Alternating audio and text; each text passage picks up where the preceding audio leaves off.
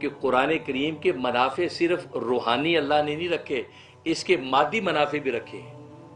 اس لیے قرآن میں کہا وَنُنَزِّلُ مِنَ الْقُرْآنِ مَا هُوَ شِفَاءٌ وَرَحْمَةٌ لِّلْمُؤْمِنِينَ، ہم نے جو قرآن کریم نازل کیا یہ شفا ہے۔ شفا کس سے ہوتی ہے؟ بیماری سے ہوتی ہے، اور شفا کا کو عام رکھا ہے، اس کے اندر یہ فرمایا کہ دل کی شفا، روح کی شفا عام رکھا ہے، جسم کی شفا، روح کی شفا، بدن کی شفا، مادیت کی شفا، روحانیت کی شفا، ظاہری شفا، باطنی شفا۔ گویا کہ شفا کے جتنے بھی عنوان ہیں اللہ تبارک و تعالی نے سب کا خلاصہ نچوڑ قرآن میں رکھا۔ وَرَحْمَةٌ لِّلْمُؤْمِنِينَ، اور یہ رحمت ہے، یہ رحمت ہے ایمان والوں کے لیے۔ تو شفا ظاہر ہے کہ انسان کو بیماری سے بھی چاہیے، تو اللہ تبارک و تعالی اس میں ساری بیماریوں کا علاج قرآن میں رکھا ہے۔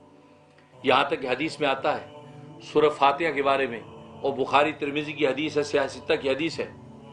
ابو سعید خدری رضی اللہ تعالیٰ فرماتے ہیں ہم ایک سفر میں نکلے تو ایک گاؤں میں پہنچے، کفار مشرکین کا گاؤں تھا۔ وہاں جب ہم پہنچے تو وہاں کا جو سردار تھا وہ سر کے درد میں مبتلا تھا، اس کو سر کا درد تھا۔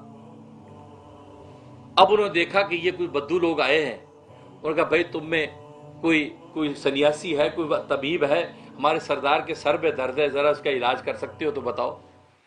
ظاہر کہ پہلا آج کا زمانہ تو تھا نہیں کہ ہسپتال ہوں اور ڈاکٹر ہوں، ایسے سنیاسی ایسے پھرا کرتے تھے۔ انہوں نے کہا ہاں ہم کرتے ہیں، لیکن شرط ہے۔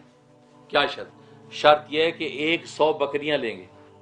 100 بکریوں کی شرط لگائی، اور امام بخاری نے باب باندھا بشرط قطیم من الغلامی، کہ شرط لگانا بکریوں کو ریوڑ لینے کی، گویا کہ یہ دم کرنے پر شرط لگا کر لینا جائز، اور 100 بکریاں۔ اور آج ایک بکری کتنے کی آتی ہے امریکہ میں؟ میں خود $300 کی تو ہوگی، مریل سی نہ ہو، وہ تو $100 کی مل جائے گی۔ آپ نے تو بوٹیاں کھانی، ہڈیاں تو نہیں کھانی۔ تکڑی تو 300 کی آئے گی۔ اب 100 کے حساب لوگ کتنے ہزار بن گئے؟ 100 بکریاں 300 کتنے؟ 30,000۔ 30,000 ڈالر لے رہے ہیں۔ اب اس کے بعد کیا آپ نے؟ ٹھیک ہے، دم کیا۔ دم کیا کہ سورہ فاتحہ پڑھ کے دم کی، سورہ فاتحہ پڑھی، پڑھ کے دم کی، پھونکا، سر کا درد ٹھیک ہو گیا۔ وہ کہتا ہے میں تو ایسے ہو گیا کہ جیسے ابھی کسی سر بندھا ہوا تو چھوٹ گیا، بالکل فریش۔ 100 بکریوں کا ریوڑ لے لی، $30,000 لیے فاتحہ دم کرنے پہ۔ اور یہاں علماء بیچارے پورے پر بھر بھر کے پیکٹ دیتے ہیں آپ کو، کہتے تھے $100 دے دو، آگ لگ جاتی۔ کیا اللہ کے کلام، آپ اللہ کا کلام بیچ رہے ہیں؟ یہ تاج کمپنی کا قرآن بازار سے فری ملا تھا آپ کو؟ بتائیے، آپ قرآن بازار سے لاتے فری ملتا ہے؟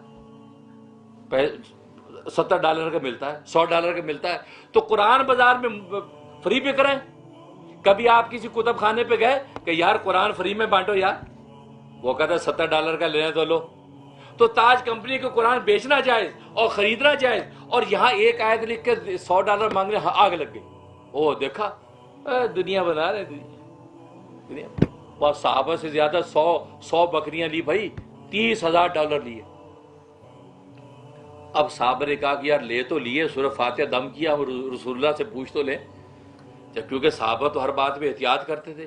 اب دیکھو یہ اللہ کی تکوینی حکمتیں ہیں، یہ بعد والی امت کی اصلاح کرنا مقصود تھی کہ بعد والی امت جو ہے وہ کسی قسم کی تہمت درازی کرے، وہ اس کا جواب اسی وقت ہو رہا۔ مدینہ آ گئے، کہا یا رسول اللہ صلی اللہ علیہ وسلم وہ سردار بیمار ہوا، ہم نے فاتحہ دم کیا، جھاڑا، وہ ٹھیک ہو گیا، اس پر ہم نے 100 بکریاں، اور بکریاں طے کر کے لی جا رہی ہیں، بخاری ترمذی کی حدیث، طے کر کے 100 بکریاں لیں گے پھر کریں گے۔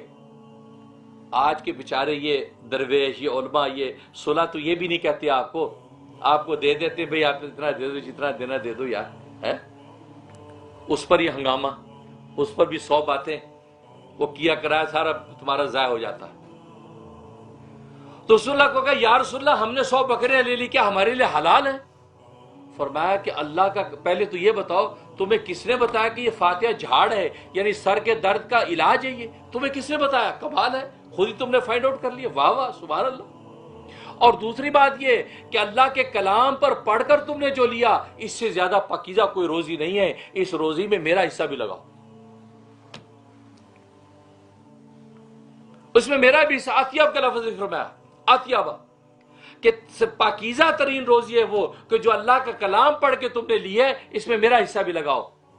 اور رسول اللہ حصہ اپنا اس لیے لگوایا تاکہ آنے والی امت میں کوئی شخص یہ نہ کہے کہ رسول اللہ نے صحابہ کا دل رکھنے کے لیے کہہ دیا چلو یار تمہارے لیے حلال ہے کھا لو، خود نہیں لیا، لیکن رسول نے کہا نہیں میرا حصہ بھی رکھو، ورنہ حضور کو حصے کی کیا ضرورت تھی۔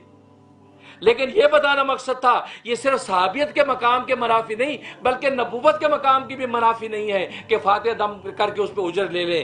آج کسی کی ولایت کے مقام کے منافی کیا ہوگا، کسی عالم کے علمیت کے مقام کے منافی کیا ہوگا، جبکہ صحابیت اور نبوت کی شان کے خلاف نہیں ہے، آج کسی عالم کی علمیت کے خلاف کیسے ہو گیا؟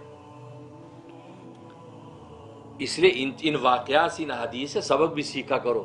ہر وقت عداوت اور حسد عداوت کا پردہ آنکھ کے آگے نہ لے کے پھرا کرو، اجی یہ کیا ہو رہا ہے، جی پیسے لے رہے ہیں، اجی پیسے لے رہے ہیں، قرآن کی آیت لکھی تویز دیا پیسے لے رہے ہیں۔ بھائی یہ اسی حدیث سے استدلال کیا علماء نے کہ وہاں پر صرف دم کیا پھونکا تو لے لی 100 بکریاں، اور یہاں تو لکھ کے دے رہے ہیں اس کا تو لینا بالکل واجب ہے۔